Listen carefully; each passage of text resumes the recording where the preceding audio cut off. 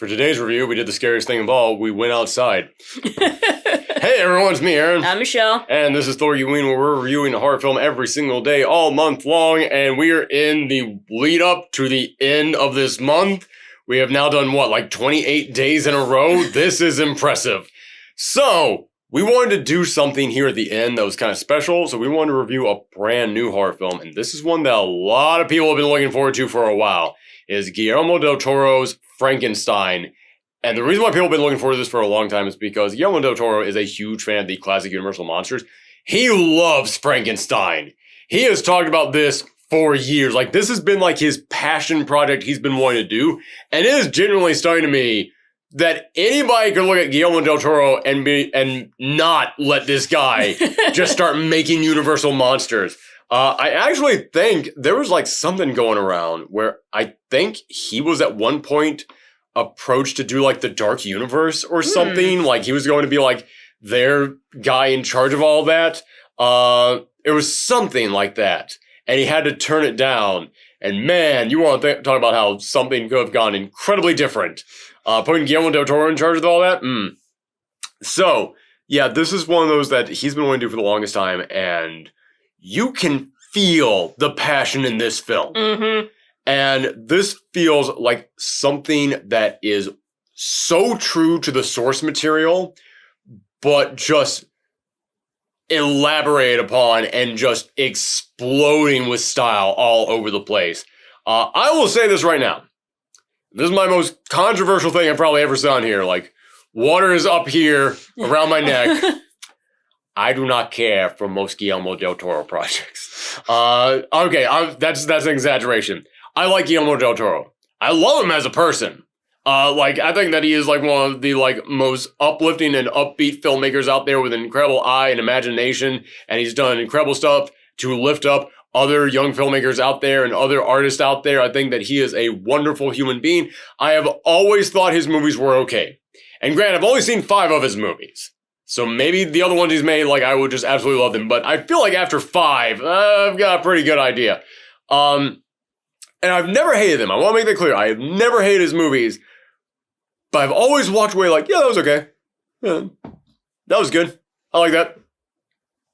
Yeah, there you go. That's it. I saw Pan's Labyrinth. I saw Pacific Rim, both the Hellboys, and Pinocchio? Nope, didn't see that one, actually. Oh, really? Oh, yeah, I think I was the one who saw that. You saw that yes. one. God, it was another thing he did after Pan's Labyrinth, after Pacific Rim, more modern.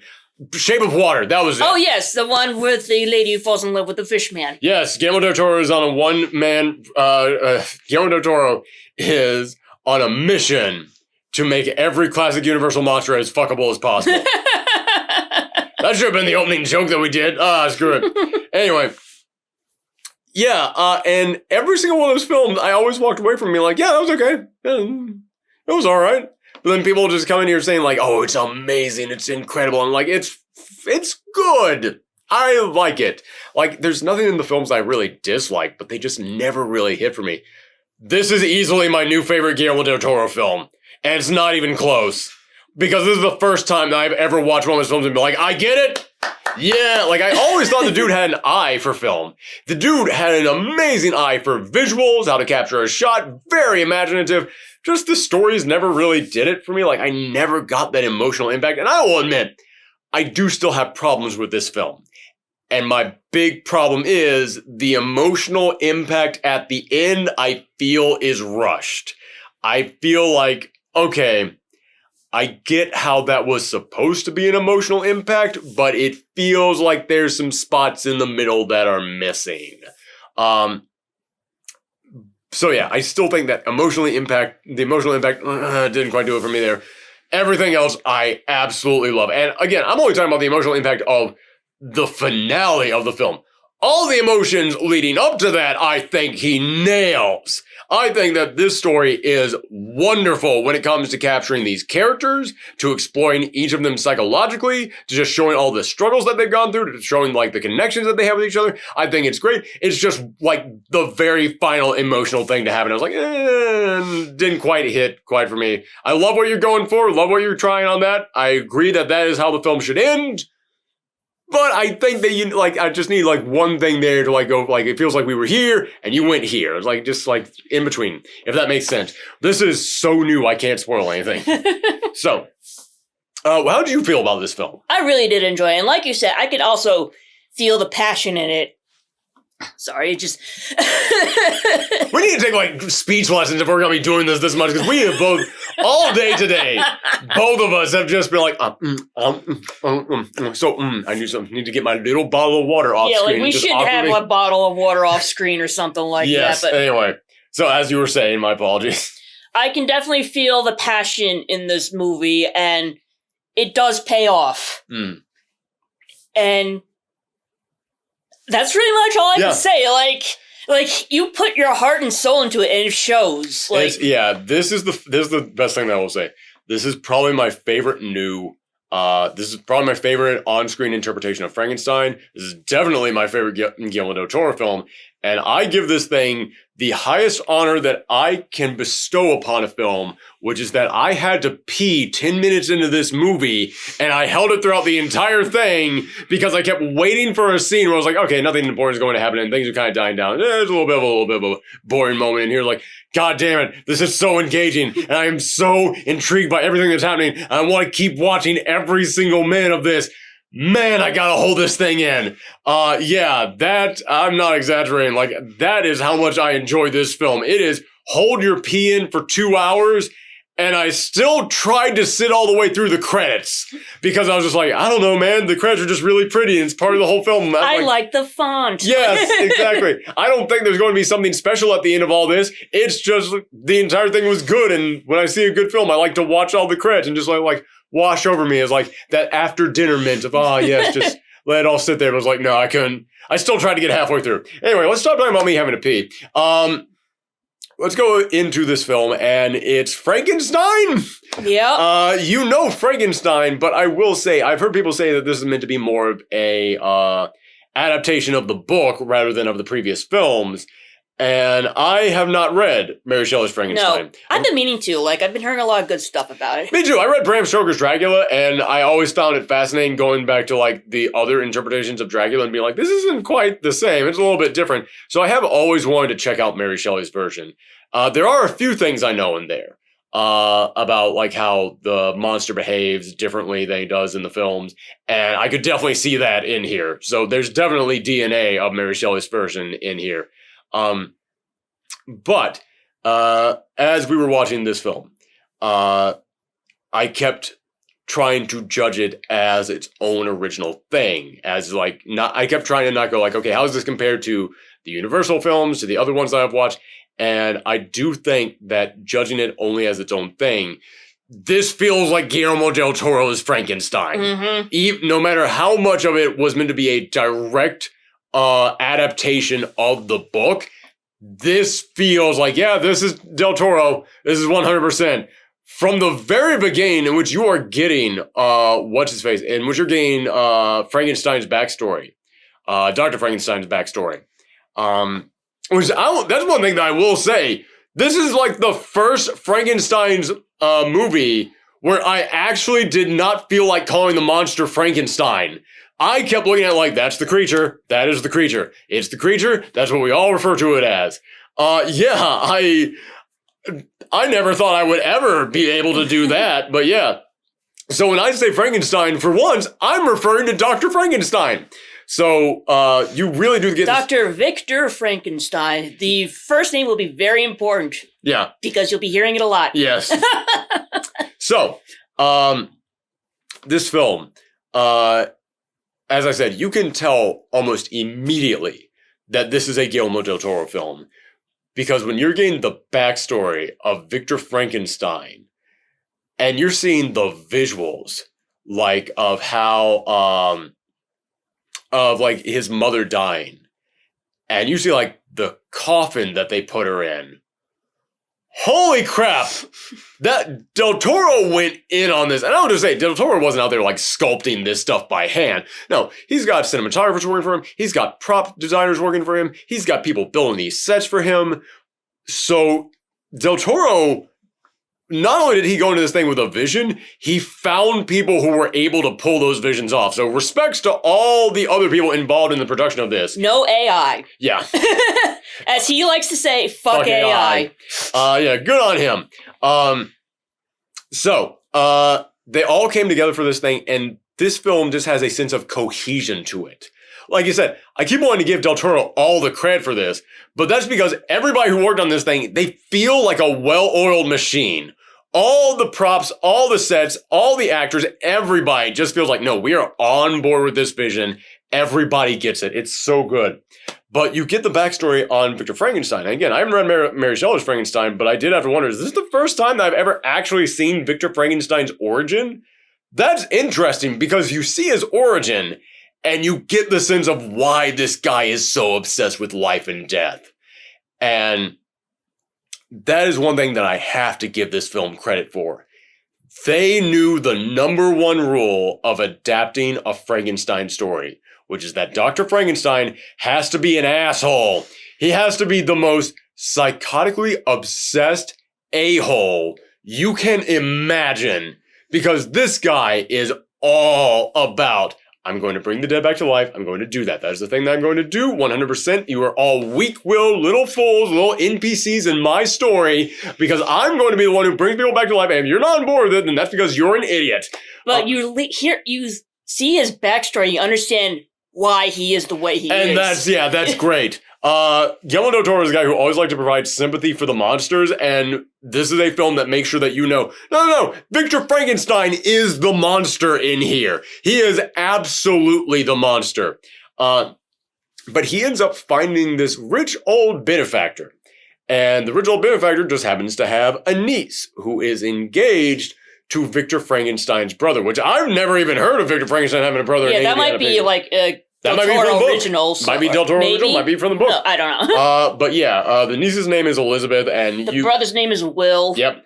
And that's one thing that I will say. William, I don't think gets enough in here because he feels important to Victor's story, and I don't get much of a sense of William other than he's not an asshole like his brother. Like, William's character is the fact he's not another character, I feel, because William seems like the nice, upstanding guy who has the good life out there. And we even see when he was born, his dad was showering all the praise on him while beating the crap out of Victor to make sure that he got all of his medical records right. And because his dad was like one of the greatest doctors. So he is now trying to make Victor an even better doctor, and he is putting him through the strictest training regiment. He is making his son Victor assemble this model of a human body like he's in the military and it's a gun.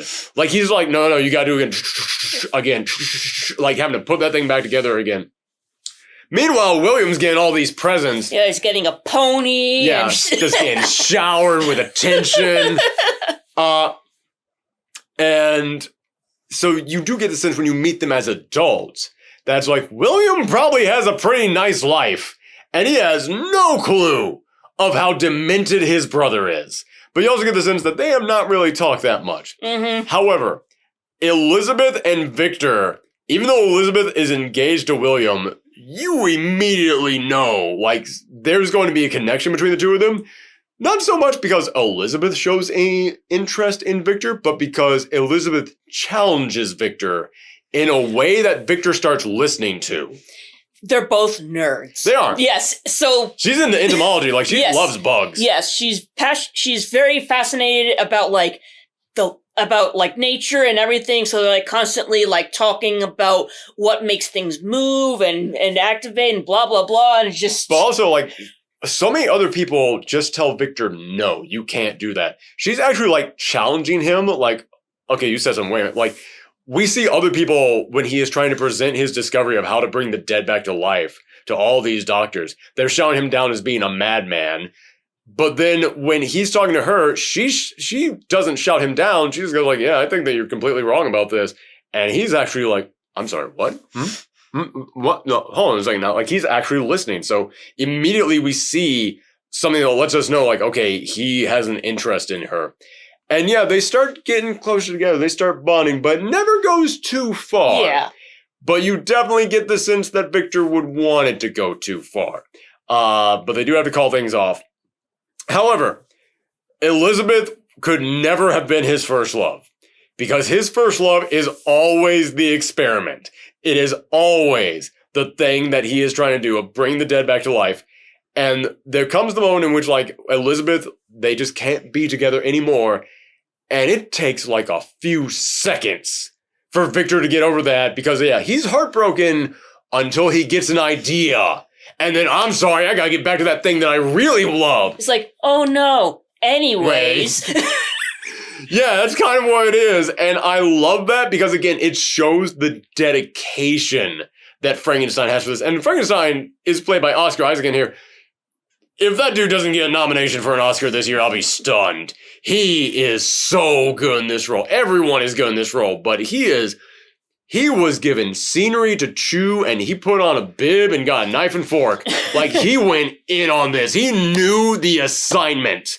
Like I said, everybody on this film feels like they were on the same page. And Oscar Isaac, I can't imagine anyone else giving the Dr. Frankenstein performance that was needed for this particular Dr. Frankenstein. He did it so well. But the rich old benefactor, he buys this laboratory for Victor to use. And oh my God, this set. It is amazing. Holy crap. Everything from the entrance to the very tip top of it is gorgeous. And gorgeous in that gothic way that you're like, oh, there's mad science going on here. Yes, definitely. This could not have been used for anything else. Like, even Dracula would have looked at this castle and be like, that isn't my particular type of creepy. No, that's more that Frankenstein kid's kind of creepy. Like, it feels like what you would need, not just for Dr. Frankenstein, but for this particular version of Dr. Frankenstein. It's so good. And along the very top of the building, there is just a giant hole. And man, I don't have a fear of heights, but even I was like, you guys want to put like a barrier or something? Or put like a little banister, like a little guardrail or something? No, you're just going to leave it there? Okay. That thing is Chekhov's hole in the ground. Like, the moment you see that, you're like, well, somebody's fallen into that. So, film goes on, and then we get the story that we all know of he brings this creation back to life. And I gotta say, the montage, the sequence of him building the body it's graphic. It is very graphic. You're going to see some gross stuff in there. I mean, it's literally about, like, getting dead body parts together. But if you have ever heard of, the story of Frankenstein's monster, where, he's so, like, different body parts together, but then you look at it and it's like, well, it just looks like a big tall guy. This goes into the details of how you would need to make that work. Of like, I'm not going to take the arm of this guy. I'm going to take this particular muscle, peel it out of this, and then put it into this, which is a combination of like 50 other muscles that have been put together. You see the sequence of, he assembles this thing like a puzzle. Mm-hmm. Like, just, I'll take this, and this, and this, and this, and this, and this, like, you look at the original Frankenstein's monster, and you're just like, okay, well, that might have been like the head from one guy and the body of another guy, but they all were about the same size and build. This, he had to assemble a completely new creature. Yeah, like the left eye from this guy, the right eye from this guy, the finger from that guy, the thumb from that guy, just like... The layer of skin from this guy, and like just peeling and just like putting together, like, man, he is like, Dr. Frankenstein these days would be an amazing cosplayer. That dude knows how to sew, that's all I'll say. It's an astonishing sequence of them actually assembling the monster, and the lead up to like the actual lightning and all that was so incredibly good. Like, that is one of the most engaging moments of any monster film I've ever seen. It's incredible. And the monster gets struck by the lightning, comes to life. We all know how it's going to go. And this is something that, man, I love this. I think it is done so incredibly well. Victor Frankenstein, when he sees the monster, he is just beaming. He did it. He did the thing. And he's got this creature there, and he asks it to speak, and it just says, Victor. And it's able to speak. It can talk. He did it. He created life from death. He did the thing that he has always wanted to do. Now what? I love that. I love that this actually goes into like, no, we've seen this guy be an obsessive asshole for his entire life. He is just a madman. And now he's given this thing that he has to care for and grow and raise and teach. Like, and oh my God, is he not the person who should do that? Yeah, as I said, the number one rule of a Frankenstein movie is you have to realize Dr. Frankenstein is an asshole. And this film gets it. I love. It's like, oh shit, I didn't realize I actually had to take care of something living. Yeah. Like, and we see that hair is growing out of the top of the head of the creature. And I love that this film uses the hair growth to show you how much time has passed. And you see him having to like shave his head. And when he's shaving his head, he is just so beaten and tired. And he's like, no, stop touching that. Stop it. Stop touching that. And yes, Victor, yes, that's my name. Victor, can you say anything? I was like, the word that like, when he heard the monster say his name for the first time, he was just like, it's the most beautiful thing I've ever heard. It's amazing. And now cut to like, a month later and Victor, shut the fuck up. Please. I'm begging you to stop saying my name. I love this. It is such a great thing to do with Victor Frankenstein's character, and it fits. It's so good. And also, yeah, like, Guillermo Del Toro is a guy who has always made you want to be on the side of the monsters.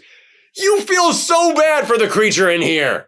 Yeah, you absolutely feel just terrible for the creature in this film. Because you can tell the only reason why he is kind of a monster is because Victor Frankenstein turned him into that. Mm-hmm. This is a creature that got locked in the cellar and is constantly abused by a guy who does not have the, like, I talked about earlier, that sequence where this woman who he cared for and he was actually developing feelings for and he loved, she broke up with him literally within a day. He was like, my research. Yes, I'm going to that thing. Guillermo Del Toro has absolutely 100% seen this film, but I am honestly wondering how much of this film inspired this. Do you know the film that I'm going to bring up? The Bride of Frankenstein? Or well, he's definitely seen yes, that. But... yeah. Reanimator. Oh, yeah. This Dr. Frankenstein has Herbert West vibes to him. This is a guy who, this is a guy who would absolutely just betray anyone around him to save his research. It's done so well. Yeah, we can't really go into too many spoilers from here, but I will say the plot develops from this point on, and I have never seen Mary Shelley's Frankenstein, or read Mary Shelley's Frankenstein, but you brought up The Bride of Frankenstein, you totally get the sense that he also is a fan of The Bride of Frankenstein. Yeah. Because there are plot points from The Bride of Frankenstein here, like, ooh, come on up here, buddy, come on up, buddy. Oh, or no monster. Yeah, there are plot points from The Bride of Frankenstein in here. There you go, bud. Yes, block out my face completely. Hey, buddy. Yes. Okay, now you're blocking it even more. Anyway, there are plot points from Bride of Frankenstein in here. I guarantee you when I upload this on YouTube, this will be the thumbnail that like YouTube auto-generates. Because anytime that Peach jumps up on the couch, YouTube auto-generates a thumbnail by choosing a frame that had Peach on it, like, cute dog detective, this will get more views. There you go, buddy. Yeah, there are very large plot points from Bride of Frankenstein in here. So again, it makes me wonder, were those in Mary Shelley's Frankenstein? I don't know. But there's even a moment in which Frankenstein is talking about a companion being created for him. So I was like, all right, I see where you're going with this. And I have heard rumors that Del Toro wants to do Bride of Frankenstein after this. 100%. I'm totally down with that. 1,000%. But I will also say this. This film wants you to be on the creature's side. Mm-hmm. And it does a wonderful job of showing like the creature progressing and the creature like changing and developing. Like learning. Yeah, he's that's able all good. to talk and read. Which that's not really a spoiler. The film starts off with him being able to talk. The film starts off with, this actually is from the book. This I do know. Starts off with him in the Antarctic. And there's a ship that is frozen in the ice. Like Arctic or Antarctic? One of them. Yeah, whichever one is the continent. Or maybe not. I don't know. No, Antarctic is the continent. North Pole. They're at the North Pole. Yes, that's what it was. They're looking for Santa Claus. Yes. But they're up there, and a ship is frozen in the ice, and they find Victor Frankenstein all beat up and mangled out there. And they get him on the ship. And so this entire film is Victor Frankenstein telling you his story. But then, after a point, we get the monster's point of view. Mm-hmm. Because, again, I don't know if that's how it's handled in the book, but Del Toro is always the guy who's like, tell the monster story. And it pays off so well here.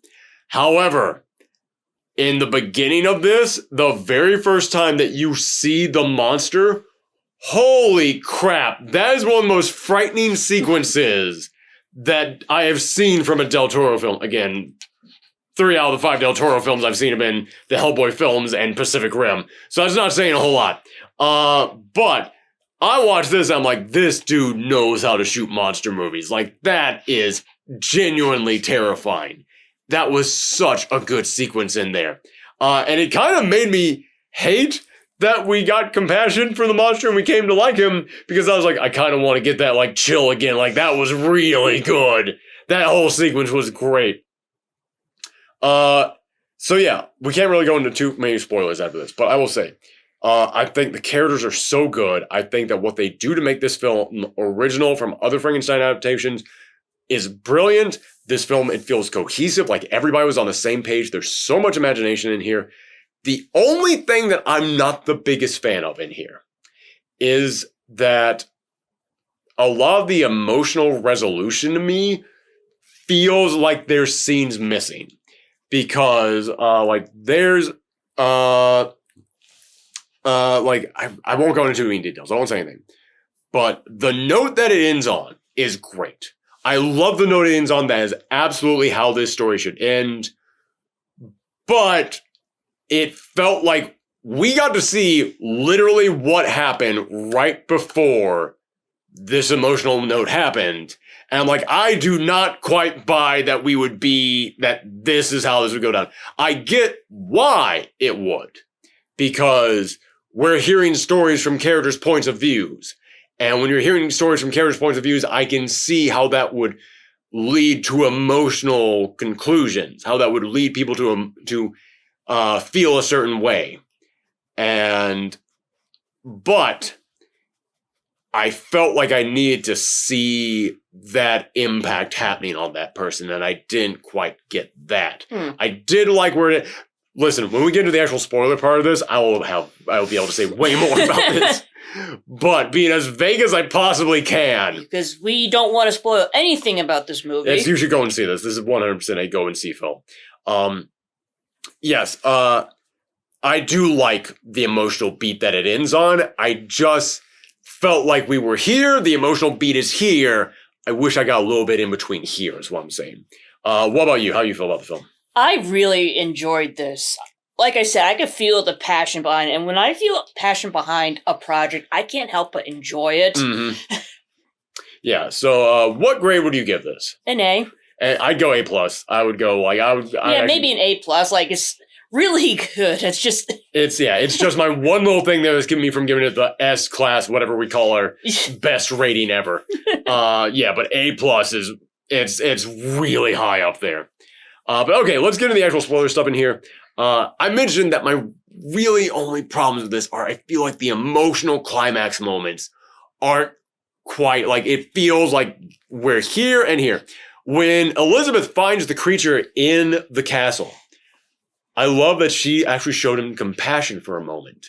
And he was able to finally say another word. He was able to say Elizabeth. And that moment in which Victor Frankenstein is like, yeah, say one word to me. Say one word that isn't Victor. And then as he's walking away, he goes, Elizabeth.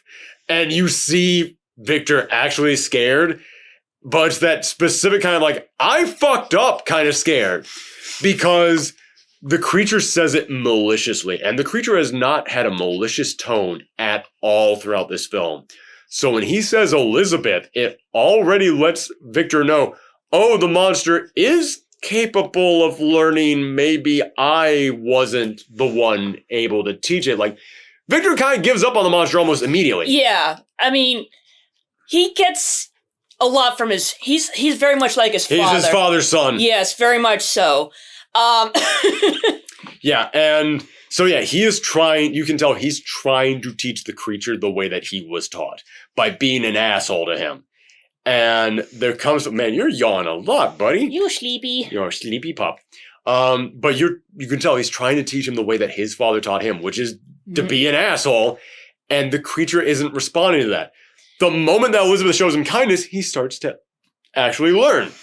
Yeah, like, and Victor mentions, like, oh, his muscles are growing, but not his brain. It's like, maybe he can't even feel or think or anything. Because, like, that's why he's so strong. Like, basically, his muscles keep growing stronger and stronger, but the brain does not...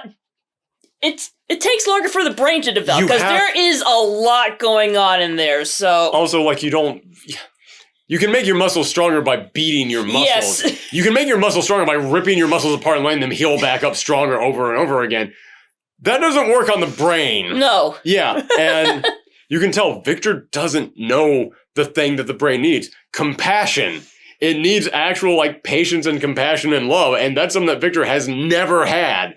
And, like, he constantly says, oh, there's no soul. That's just a bunch of make-believe. I'm working on pure science. But it's like, yeah, but you still need to be compassionate because this is a living thing. And living things need compassion. Yeah, and so that moment in which this creature has just said, Victor, Victor, over and over again. So the moment that he hears that, and he doesn't just hear it, he hears it maliciously, he has those two thoughts of, one, oh my God, the monster is capable of learning. Could it be me? Am I to blame?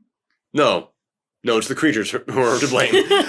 Yeah, you can tell he has that moment of, oh shit, I didn't, what new information, can't process this. But also, this big freaking brute monster can just rip through bars and bend metal, then just says, Elizabeth. And that malicious tone is like, okay.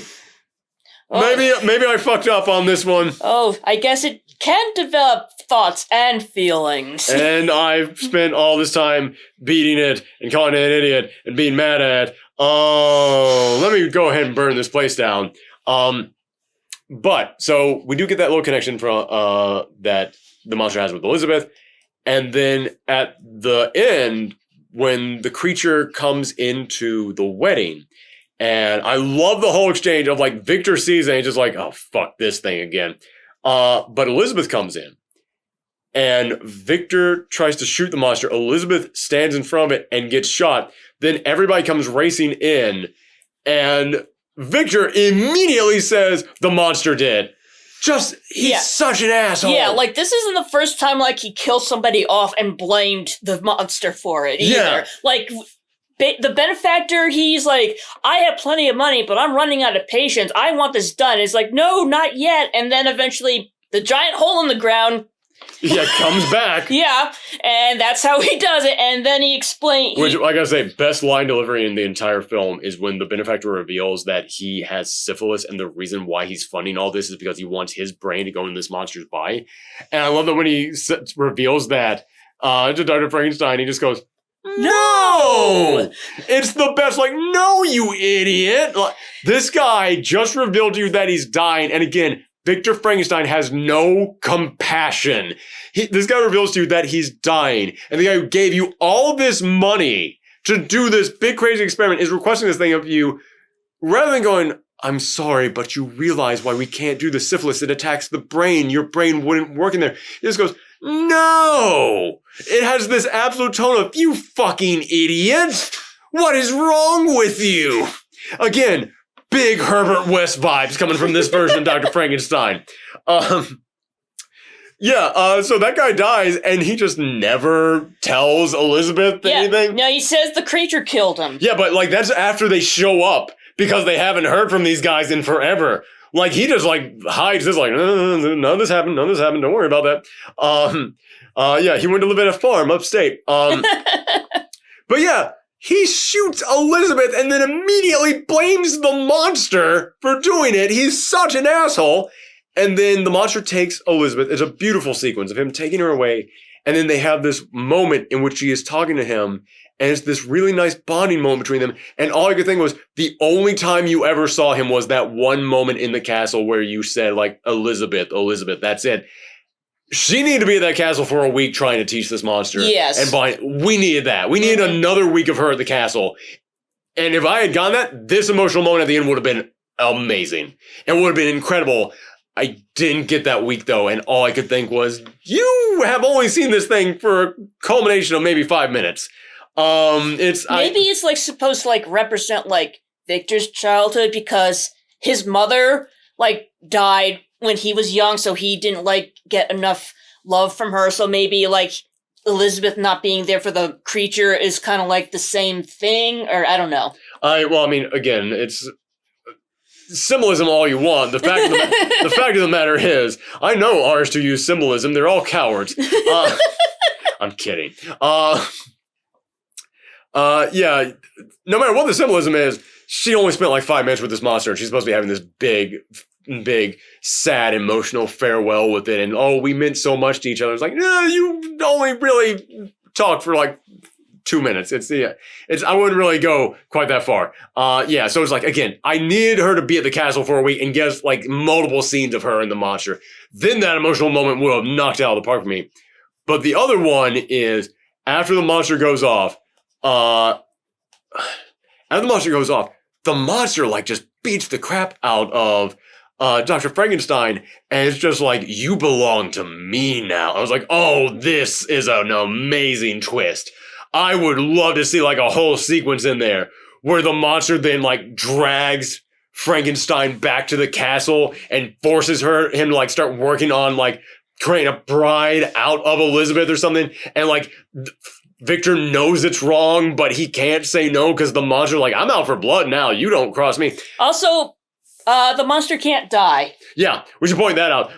The monster has a healing factor. Yes. Like, he makes Wolverine look like nothing. Like, this guy can't even be drowned because he sinks in the water like a stone at one point and he just comes back. And I love that because, again, it's supposed to be this fear. At that moment, as much of an asshole as Victor Frankenstein is, you're now supposed to have this fear of, this thing has decided, you are now mine. I am in charge of you. And we know the monster can't die, so it's like there's nothing that Victor can do to ever escape this fate. Which is a really good idea for a movie itself. Yeah. Like, make a modern-day Frankenstein film where Victor has had to experiment on himself to keep himself alive because the monster won't let him die. The monster is forcing him to be like his servant forever. That sounds like a great creepy new take on Frankenstein. I'm bringing all this up because the monster says, you're now mine. Or he says something along those lines of like, you belong to me, something like that. And then the monster just walks away. And then Victor has to chase him down. And all I can think was, if you just let that thing go, it never would have come back. And that's the only thing is I could just think, I don't remember the exact line, but it was something along the lines of, you belong to me now. You don't say that and then turn around and leave. I had a problem with that. I gotta be honest with you. It's a great creepy moment, and then I was just like, why are you leaving? Peach, you are shedding so much. Hair is flying in front of my face. Holy cow. But the big thing, the big emotional moment that I'm talking about, the monster eventually comes back, boards the ship, and then the ship's captain's like, I've heard all about you. And he goes, oh, you've heard his story? Well, then let me tell you mine. And then you get the backstory of what happened after the castle burned down. And you see Frankenstein going off, and he meets a blind man just like he does in Bride of Frankenstein. Mm-hmm. And the blind man teaches him to read, and he starts reading all these books, and he starts getting more educated. And then wolves attack, and then people attack him, and then, everything goes wrong. And that's why he goes back to Victor, because he's like, listen, I need you to make me a companion, because regular humans will eventually die around me. I need a companion that will never die just like I won't. But he tells him this story, and he tells him all the terrible things that happened. He tells him like the bonding moment they got with Elizabeth there at the end. And then when the story is over, we see Victor go, I'm so sorry for everything. I'm so terribly sorry for all this. And all I could think was, I needed, during the telling of Frankenstein's version of the story, for us to cut back to Victor interacting or at least showing like his emotional change. Because Frankenstein, the monster story leads all the way up to the very start of this film, and we see how Victor got mangled, and he was in a tent hunting down the monster, and he even bought like dynamite to try and blow it up, and the monster pulls him out of his tent, grabs the dynamite and says, "Oh, this had better work." And then it like blows Victor away. Frankenstein himself is just like unfazed. And we see that's when the crew picks up Victor and the monster is chasing him down and ripping them apart. So we saw literally right before he boarded this ship, Victor was still like, I'm going to kill this thing. I'm going to blow it up. I'm going to kill this thing no matter what. And then we hear the story. And then Victor's like, I'm so sorry for everything. And I was just like, I need, during the telling of Frankenstein's story, to cut back to Victor and we see him changing. We need to see this story touching his heart, because without that, it really feels like Victor just literally went straight from, I must blow you up, to I'm sorry for everything. That's my problem with it. Yeah, that's true. But like, also, Victor is dying, so I think I think he just wants to make amends before he passes on. True, but again, it's literally 2 hours before this, he was like, I'm going to murder this thing. And I just feel like I need to see more of the impact of Frankenstein's story on Victor. Mm-hmm. So yeah, sorry for how vague I had to be, but there's no real way to bring up my exact problem with that without going into the spoiler section. Yeah, and like, the reason why Victor does not make him a companion is like, oh, then there'll be more undead people. They will reproduce. I'm like, you can just not include the uterus? I don't know, like... I don't know how undead people work. I mean, in all fairness, this is a monster with a healing factor that can get chopped to pieces and then come back. Like, it's... Man, I want to see Guillermo Del Toro do a Hulk movie now. Anyway. Oh, do Immortal Hulk? I wonder if he's even read Immortal Hulk. Somebody recommend Immortal Hulk to Guillermo Del Toro out there. Make sure he's read that. Anywho, yeah, I really enjoyed this film. Mm-hmm. And again, I think that the film ending with Victor Frankenstein apologizing to the monster and the monster forgiving Victor is an incredible emotional moment. That is absolutely how this film should have been. And I just needed a little bit more of like one more stepping stone. Just get me a little bit, get me to that moment a little bit better. That's all that I really need in there. The actual way that you end, the actual emotional moment that you go out on is great. Just help get me there a little bit more. That's it. Anything else you want to say? No. Yeah, this film. I mean, we can like talk and dissect this movie for who knows how long. No pun intended about the dissection thing, but yeah. Yeah, this is a film that you just want to keep talking about. It's great. This is a wonderful film. I highly recommend. I'm hoping you've all seen it because we're in the spoiler part right now. Yes. But yeah, everybody go and see this a second time. It's really damn good. All right, there you go, everybody. Come back tomorrow. We're also going to be reviewing another newish film. It's not currently in theaters, but it did just come out this year. We're going to finally watch Weapons. I've been meaning to watch this all year long. We're going to finally watch it. So come back then, everybody. Bye. Bye.